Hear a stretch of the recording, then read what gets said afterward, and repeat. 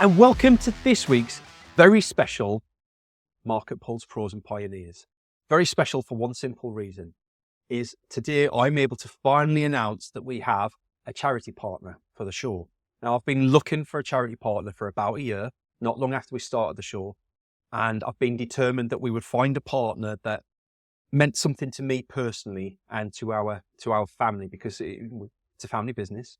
And we been on a bit of a journey over the last few years, and I myself have kind of self-diagnosed with ADHD a couple of years back. Did a couple of, every time I do an online test, I feel like the tests get more and more convincing that I do have it, and at a higher level. Maybe it's coming out more, I don't know. And there's probably elements of autism in there as well, I think. There's some autistic traits in there. The more I analyse it, we're in there. And my son, who's 7, is going through the assessment pathway. We don't know for definite one way or another, but I went through a period just before Christmas where I was going out of my mind. We were at the end of our tether. My wife was crying at the dinner table. Son, if you're watching this one day when you get older, I'm very sorry, this is how it was. I realise this is indelible, this is permanent, right? But it was tough, and it was hard on him as well. And we pride ourselves on being very kind of loving, caring parents. We just wanted to do something we were very clear that it was something on our end that we needed to change in order to help him. And I've looked at books online many times, audio books. I like to listen to them as I'm walking. And I've come across like American ADHD books. I've come across a couple of English ADHD books and parenting books. And I found them pretty bland and boring and not very helpful or interesting. Until I came across one book that was written by today's guest, which is Sarah Templeton. So Sarah, before I delve any further into the story, hello. Hello. Hi. Sarah's book is titled How Not to Murder Your ADHD Kids. Nailed it, because that was very possible at one point. I can understand how people would end up feeling like that. We were really at the end of our tether, and it was causing a lot of problems for the family. And I'm not going to lie, I started listening to the book, Sarah, and I broke down because I recognised so much of myself in the book, not just my son. Yeah. It was genuinely a moment. It was watershed for me because I recognised so much in there that I didn't even realise was ADHD. Like, I just thought it was normal. I just thought everybody did those things, specifically around cutting the labels out, which I know you'll get to. But the label thing blew me away. That was just, no way. I'm what? That's not. Oh, right. So, I'm gonna hand over to Sarah in just a moment, because I want Sarah to share a little bit of her story and how she got where she is, because it's a fantastic story. And also to share about ADHD Liberty, who Sarah runs and has kindly agreed that we're going to be charity partners. So we're gonna mention them at the beginning of every show and try and support them as much as we can. And ADHD Liberty is designed to help break the school to prison pipeline for ADHD and neurodiverse people. And I think that's phenomenal, because having worked 10 years as a volunteer police officer, I've worked 15 years in retail, and now, and I've always been very passionate about education and schools and reform of schools to bring them up to date with the way the world is now, not the way they were when we were all working in factories or becoming lawyers, and never the twain shall meet, right? So I'm very, very passionate about all of that. And first of all, just to say thank you very much for agreeing to partner with us, Sarah. I love what you're doing. Total pleasure, absolute pleasure. Anybody who kind of who gets what we do and why we do it tends to get it passionately. You don't get half-assed people who are like, oh yeah, it's sort of quite a good idea. People are going, oh my God, yes, this is a major problem. Got to stop. It's outrageous. So anybody who's passionate about it, you're welcome. So we like your passion. What I loved about the book as well, though, is you explained it from scratch, and not in scientific terms, but in real terms. Here's what you'll see. Here's what you might not realise is associated potentially, and here's all of the associated symptoms and things that you'll experience.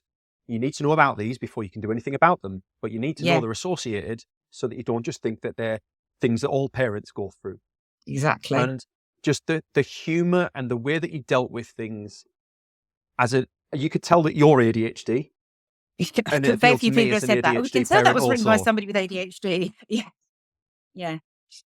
Yeah. Before we get into the top end of the story, though, Yeah. I would love to hear how you went at school, because I know that that's a big part of the ending of the story. It is. And I know Massive. it's something that's inspired you to write the books that you've written, because there's more than one. There's 3 books at the moment. And I think that would be a Fourth one's great... coming out.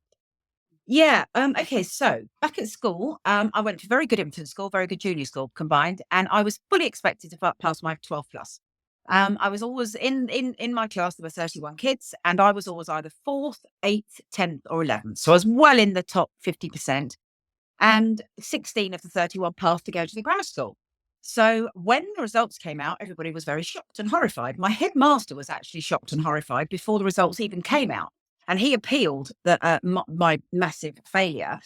And then when the results came out, my mum and the headmaster appealed. And they were both told that I had failed. I've never forgotten this. Bearing in mind I was 12, I'm now 61. I was 12. I had failed, quote, so spectacularly, they couldn't put me through. Right.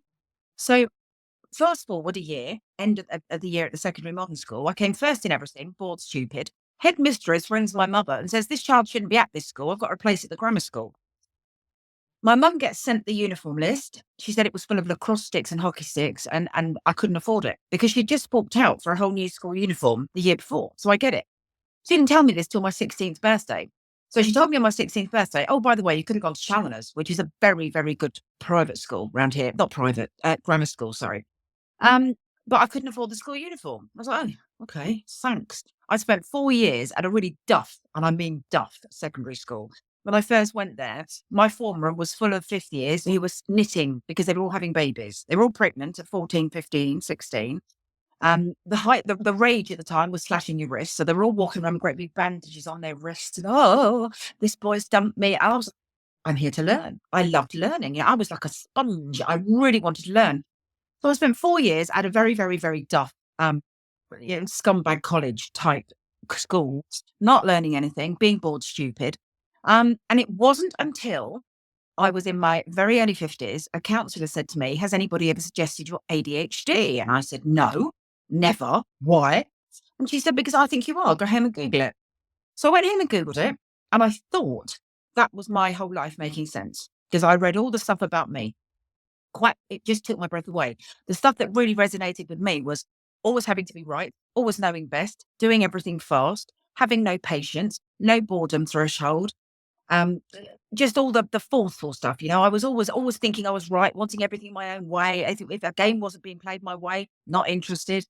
So, and then all the other bits and pieces, like interrupting people, being impulsive, being in debt, having addictions. I was lucky not to go too close to the addictions, but I did have a terrible food addiction, terrible sweets addiction, and shopping, spending money, shocking. So the whole thing made sense. Then I got diagnosed. I won't bore you with that story, but put it this way, it took 4 attempts to get diagnosed. I did eventually get diagnosed, courtesy of this wonderful counsellor who kept saying to me, you are ADHD, go again. So I kept going back and back and back. And on the 4th time, I got diagnosed. But then what was staggering for me was then I trained to be a counsellor, retrained in my very late 40s, early 50s to be a counsellor. I then started working with a lot of ADHD clients, and they were telling me, some of them, about their dyspraxia and about their sensory processing disorder. And fewer than that were telling me about their dyscalculia. Cutting an exceptionally long story short, I then went on to be diagnosed with severe dyspraxia with 1% processing and 1% motor skills, sensory processing disorder, and dyscalculia.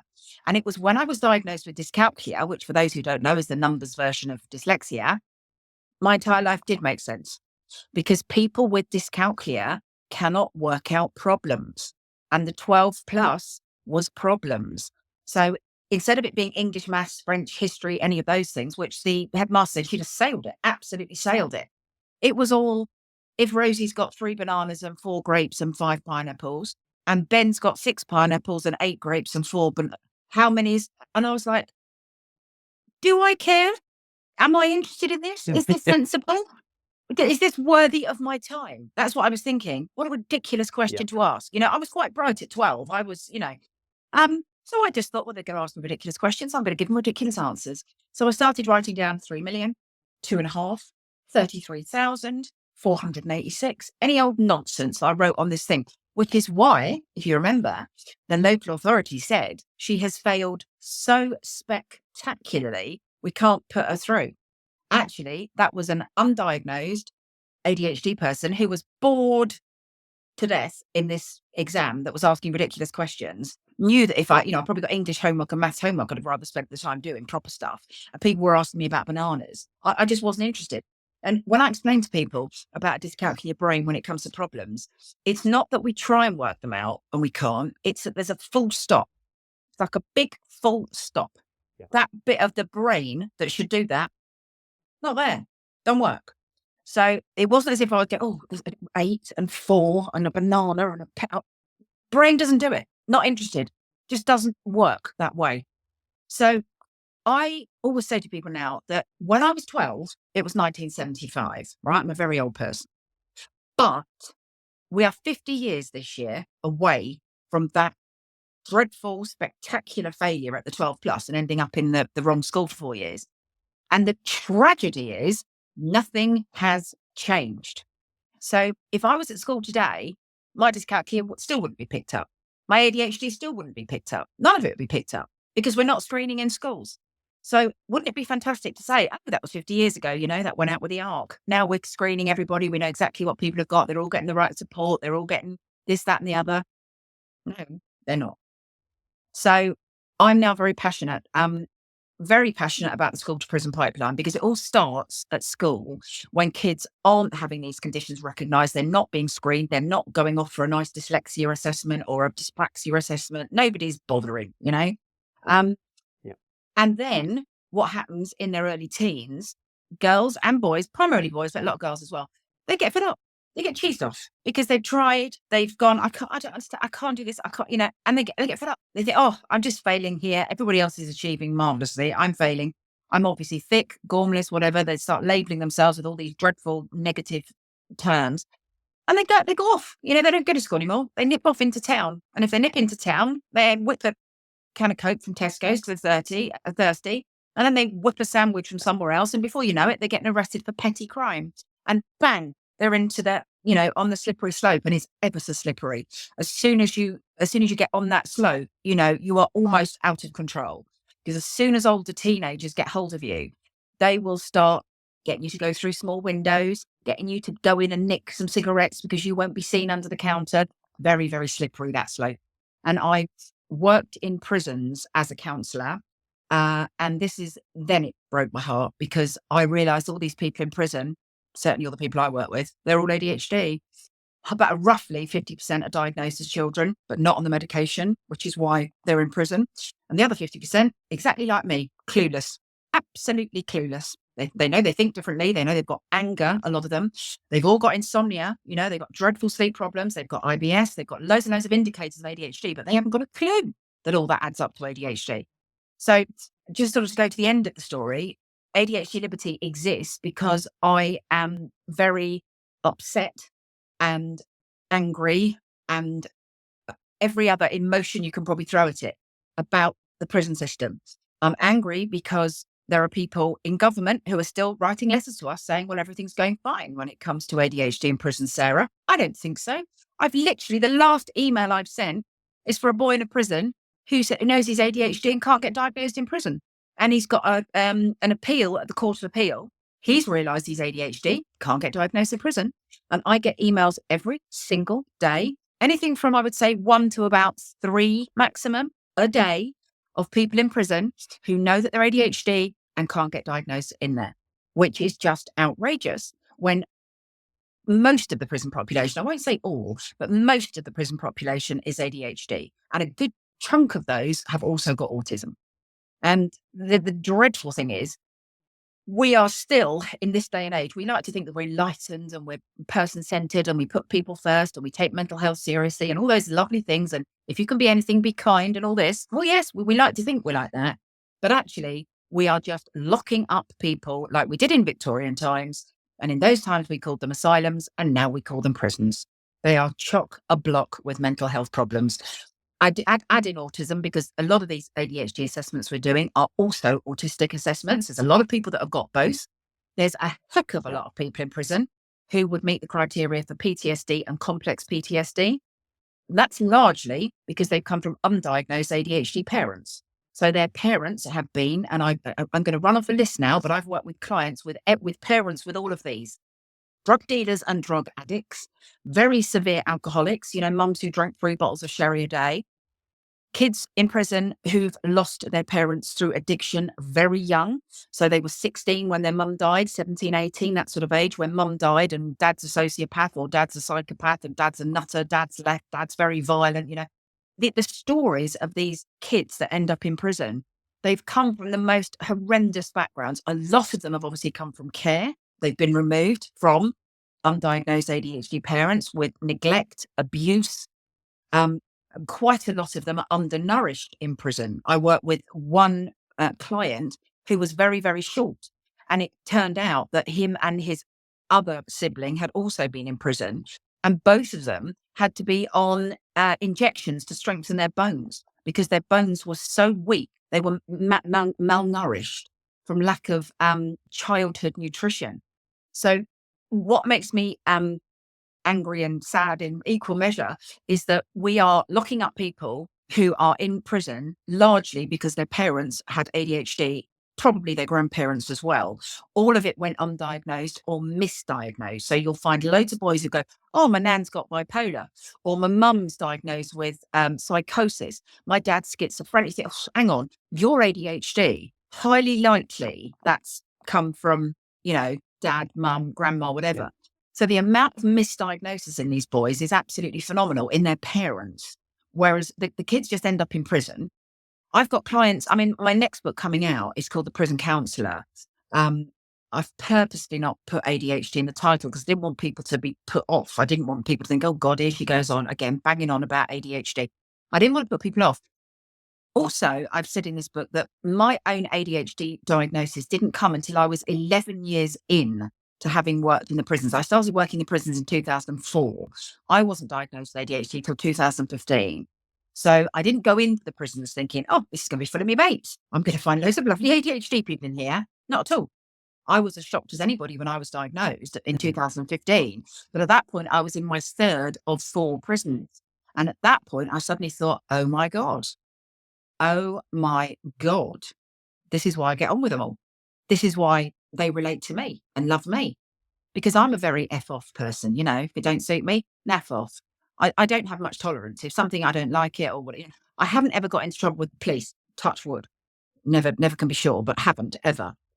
But I have had arguments with people. I have massive arguments with people like the Inland Revenue, the DWP, I'm straight at their throats. So it's not that I've been clever and managed to avoid prison. It's just that my rage and anger has gone in the direction of authorities and people who are incompetent. That's kind of where mine goes. But I'm lucky because I've never punched anybody, haven't done drugs. I've managed to just stay on the right side of the law. But I can so understand how these boys don't, and girls. I always say we don't have to forget the girls. Only 4% of the prison population is female. However, one of my therapists has worked in female prisons for 20 years. She's ADHD. And she said, Sarah, it's exactly the same in the female prisons. It's pretty much all of them. So I don't forget the girls. There's only 4% of them, but we think most of them are ADHD as well. I've only worked in male prisons, but I can say, hand on heart, when I came out of the prisons, I said, it's roughly 8 or 9 out of 10. And then I completely randomly on a Facebook group for ADHD came across a mental health nurse who'd worked in the prison system for 20 years. And she said to me, Sarah, I've been keeping an unofficial record for the last 20 years, and it's 85% of them are ADHD. And I said, oh my God, how random is that? My absolute random figure was 8 or 9 out of 10, 85%.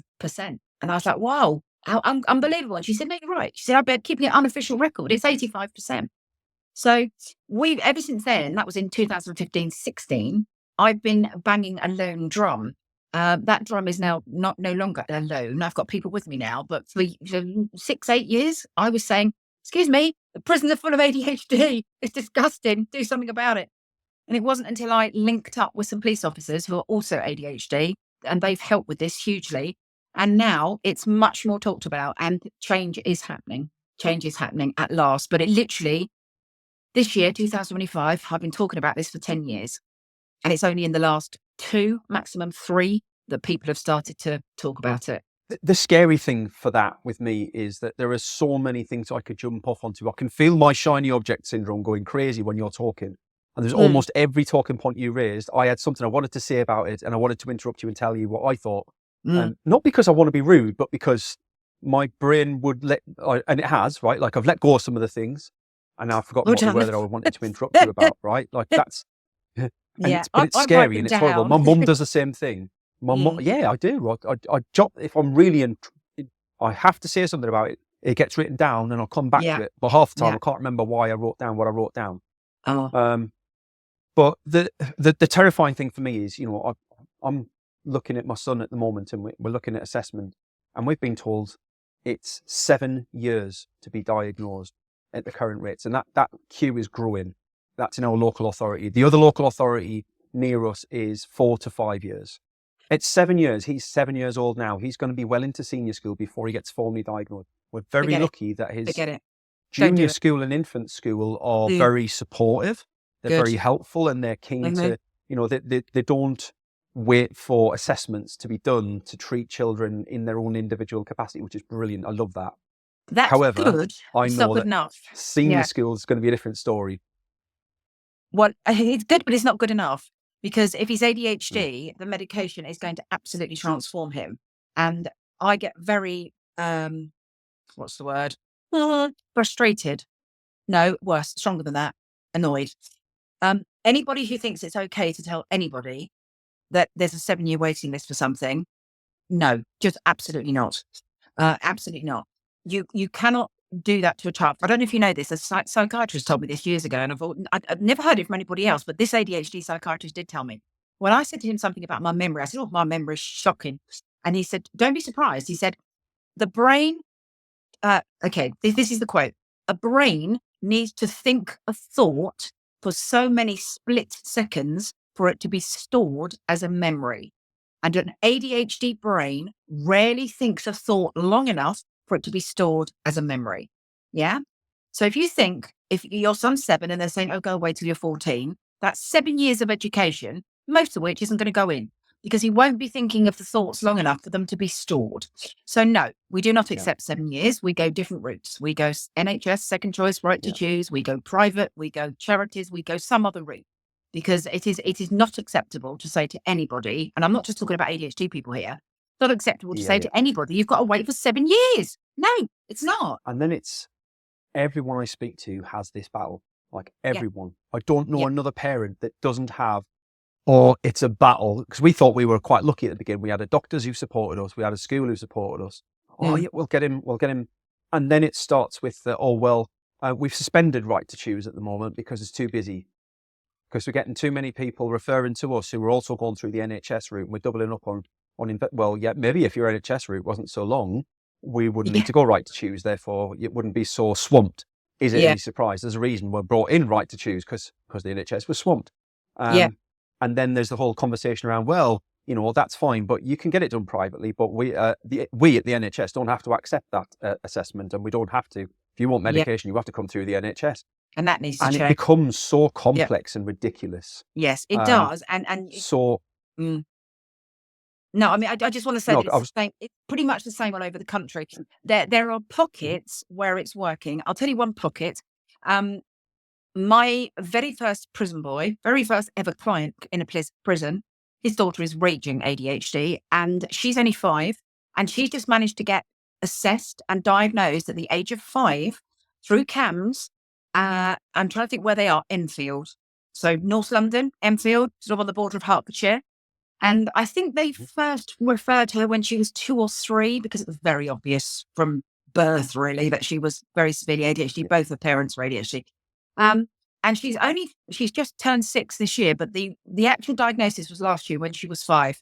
So there are pockets where you can get a proper assessment via CAMS, and you get the right treatment, and she's going to be she's going to be medicated. She needs to be. And that's happened, so that's not a 7-year waiting list. She's been diagnosed by the age of 5, because the organisation I run, my sort of bread and butter job, if you like, is I run Headstuff ADHD therapy. Now, that came about because when I qualified as a counsellor, it was pretty much the same time I was diagnosed. And I thought, I'll just pop ADHD on my website. Don't know if I'll ever meet another ADHD person, ever, but I'll pop it on. Popped it on and then became a specialist overnight because suddenly people came to me. At that point, a lot of counsellors for ADHD were not coming out of the closet. They were well back in their closets. They were terrified that it would lose some clients. Mm-hmm. I, mouth almighty, when I was diagnosed, I was thrilled. I was absolutely thrilled to know that I'd got something. It had a name, and I became very, dynamic about it. I was like, yeah, I've got this. Other people have probably got it and don't know. And it's been life transforming for me. It's validated everything I've been through. So I was out and proud from the minute I got it, straight on my website, and then I had loads and loads and loads of people come to me and go, oh my God, do you not find it loses your client? I'm like, no, it's getting me loads of clients. It'd be ridiculous. I'm getting swamped. So I've ended up with a team now. I've not counted them lately, but we're approaching 100, somewhere in the 80s, 90s. Most of them fully qualified counsellors. This is where we differ from most people. ADHD coaching courses are popping up like 10 a penny, popping up 10 a day. It's ridiculous, but they're not great. Some of them are good. Most of them are not. They're far too short, and they don't cover enough for you to work properly with an ADHD person. So show me an ADHD person who doesn't have trauma, who doesn't have relationship issues, doesn't have addiction issues, doesn't have self-esteem issues. We've all got varying degrees of all of this, and that needs a counsellor. It doesn't need a coach. So we do have some coaches on our team. We've got about 10 or 15 of them, but these are very, very highly qualified ones. They're not somebody who's done a 6-week course. Do you know what I mean? They're people that studied for years coaching. But the vast majority of us are fully qualified counsellors. So that's my bread and butter job. Although I did counsel for a long time. I counselled between 2013 and roughly 2020. And then I kind of stopped unless people are absolutely desperate. And if a teenager's on their way to prison and adamant that they're going to carry on that path, or adamant they're not ADHD, I do like them. I had one of them recently, absolutely adamant it's not ADHD. But doing it large on the drugs, on the offending, on the promiscuity, all of it. And I had to convince him it was ADHD. I don't mind those. I do like a challenge, but I don't see clients regularly anymore. I just don't have time. So now what I'm doing is I do a lot of training, which I love, going to schools all over the UK, just about to go to Australia for 2 months. I've already booked into 4 schools in Australia, hoping for more. But I'm doing 4 schools in Australia. I'm also doing a talk at Brisbane University about the link between ADHD and sex offending, which isn't something a lot of people like to talk about, but I know about it because I've worked with ADHD sex offenders. So now I do training a lot, and I write books. I've just written The Prison Counsellor, which is all about the amount of ADHD in prisons and where it's hiding, where it's hidden, with lots of boys who've been told they've outgrown it. It was a childhood behavioural disorder. So they've been taken off their meds, and then bang, where do they find themselves? Within a year or 2, they're in prison. So there's that cohort. Then you've got the ones who were diagnosed as a child and genuinely themselves think they've outgrown it, and it was a childhood thing, and they don't even believe they've got it anymore. So you have to talk them round into thinking, no, potentially it's what put you in here in the first place. Then you've got a massive chunk who've got absolutely no idea that they've got anything, but they are prolific offenders. They might have been in prison 20 times. And a lot of their offending is often to do with self-medicating their ADHD. So a lot of people are in there because they've been alcohol. I mean, let's use alcohol as the easy example. You get quite a lot of people in prison who are alcoholics, and all their offending has either been stealing to fund alcohol, stealing alcohol, getting into fights when they're drunk. So often GBH, ABH, even attempted murder. I've worked with people when they've been really rolling drunk. In fact, one boy was done for murder. He didn't actually do anything. He just kicked somebody. But anyway, he was so drunk because he was ADHD and self-medicating that he was actually in prison for murder. He didn't murder them. I must have to make that clear. But he was like an accessory. Then they're in prison for things like criminal damage, which they do when they're drunk. They'll kick something or smash a pot by accident, whatever. And then they get put in prison for a fray. A lot of boys are there for a fray. So that's purely somebody who's self-medicating their alcohol. And I've met loads of them that are in prison for all that sort of thing. And also domestic violence, because when they're drunk, that's when they will scream at their girlfriend, that's when they might chuck something. That's when they'll be more heavy-handed than they might be if they were sober. So domestic violence is also linked with the self-medicating. So the prisons are chock-a-block with ADHD in all different capacities. So diagnosed, undiagnosed. Some of them think they've got autism. It's quite fascinating going back through all my notes, which I've just done to write this book, all my prison notes, which I've kept. And there was one boy who, in fact, it was that 5-year-old's father who said he thought he was autistic. And could I bring in an autism screener? Which I did. I took it in and he didn't score anything. And I took it away. And then this was years before my ADHD diagnosis. I had no clue to think, I wonder if you've got something else. Or, I just literally did as I was told, bring an autism screener in. He didn't score high enough. We thought nothing more of it. It was about another 7-8 years before I went back to that boy, found him, and got him diagnosed with ADHD. So there's loads of people in there that know they've got something going on, don't know what it is. One other group that's in there. There's a lot of boys in prison who hate themselves because they know that the minute they go out, they're going to do something dodgy and they're going to end up back in prison, but they don't know why they're going to do it again. So classic example is a lovely, lovely boy I work with in Aylesbury Young Offenders. He said, I just wish, Sarah, that I could be the nice bloke that I am here, sitting talking to you, being nice, having a cup of tea, being sensible and grown up. He said, but I know the minute I walk out of prison, he said, I'm going to see a handbag or I'm going to see a purse or I'm going to see a car door that's open. And he said, and I turned into that other one.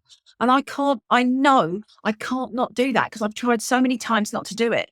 Now, that boy was one of the ones who was diagnosed ADHD as a child and taken off the meds.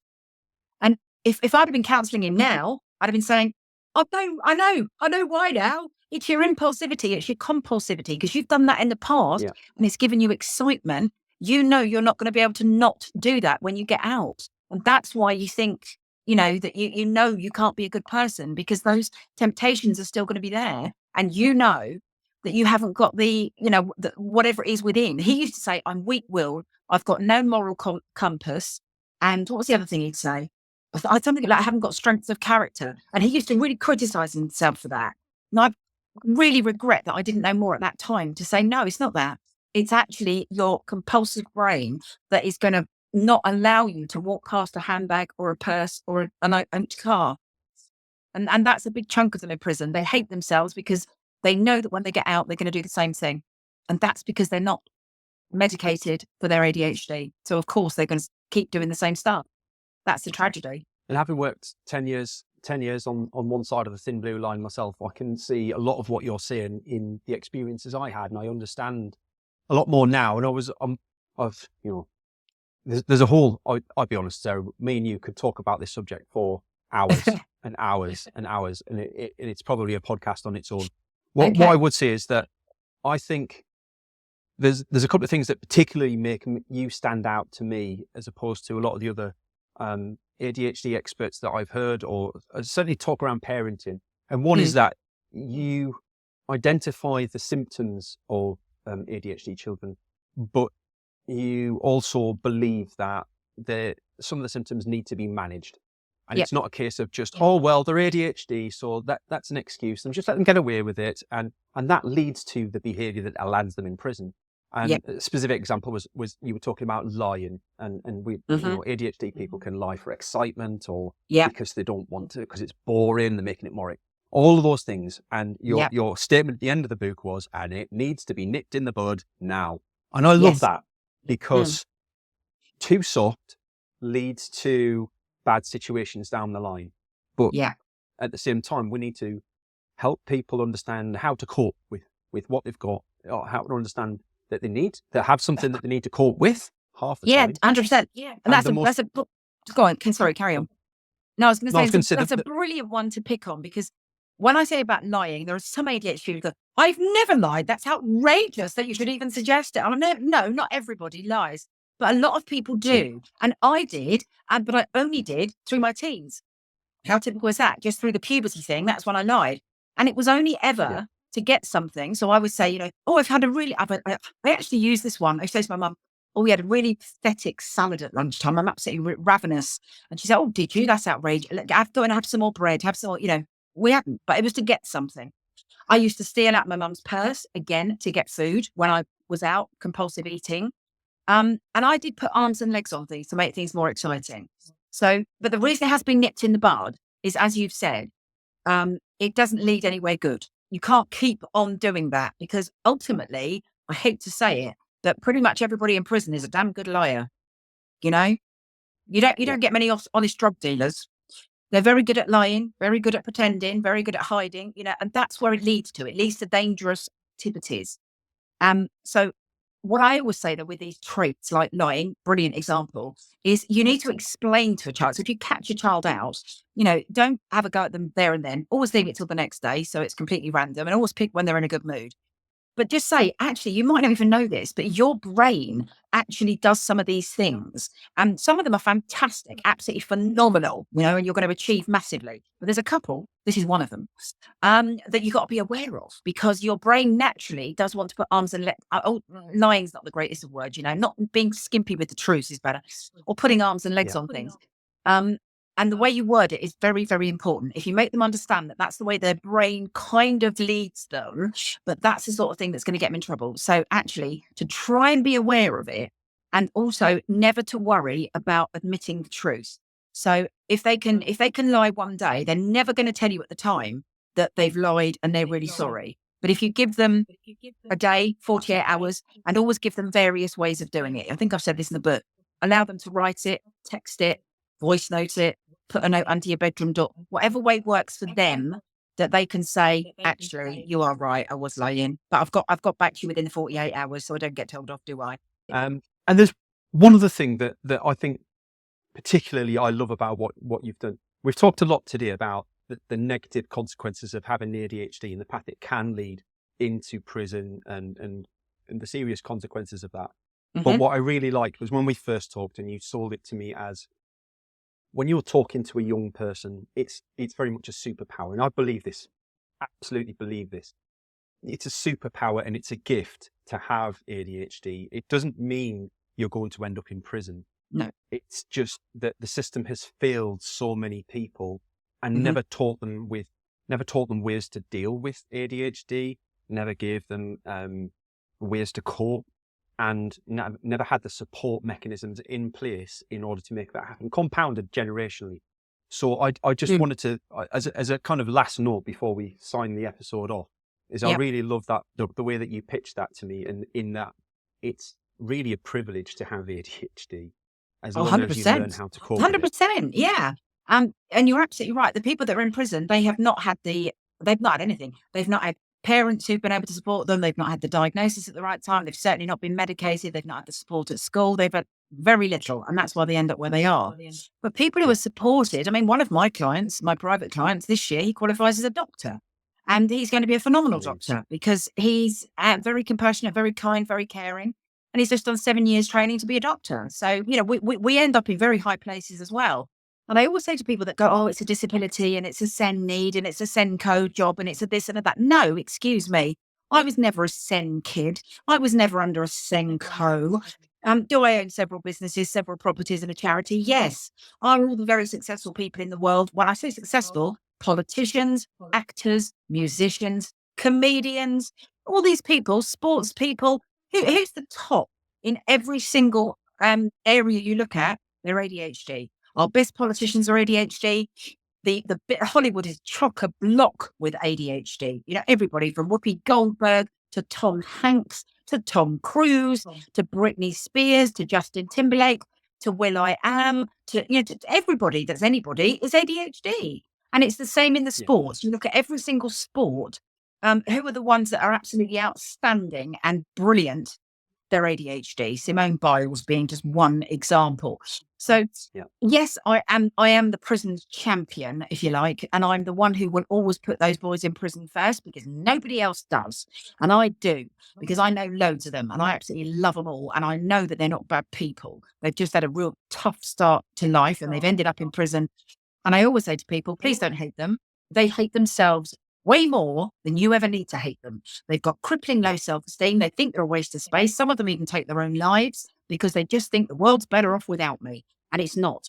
If we can actually get to them, get them diagnosed and medicated, which we've done with a lot of my ex-prisoners, they're all out now. They're all in successful relationships. They're all working. They're all teetotal, not doing drugs, not getting into fights because they're diagnosed and medicated.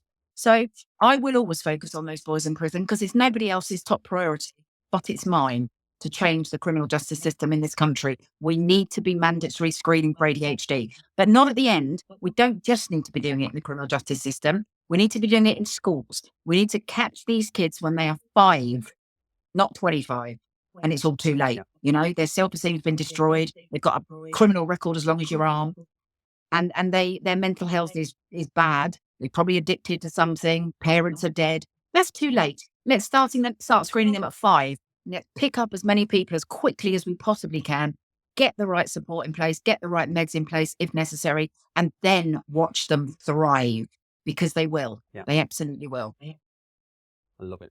And that's exactly why I wanted to have you as a charity partner, because I think it's a fantastic initiative and fantastic mission and vision to champion as part of the show. And it certainly aligns with my own personal experience. And so looking forward to, and I think what I'd like to do, Sarah, is would love to catch back up with you again in about 6 months or so when you've been to Australia and you've come back. Yep. And to hear a little bit more about how you're getting on with some of the initiatives you've got, the tests and trials that you've got going on. With 6 months is a perfect time because we have got pilots and trials going on with so many different places, homeless organisations, addiction, prisons, probation, all over. So in 6 months, I'll have a lot more facts and figures for everybody. But I will just say now, the very early pilots that we've got the figures for, they're all coming in at exactly that figure, 85%. So, you know, it's a big problem in the criminal justice system.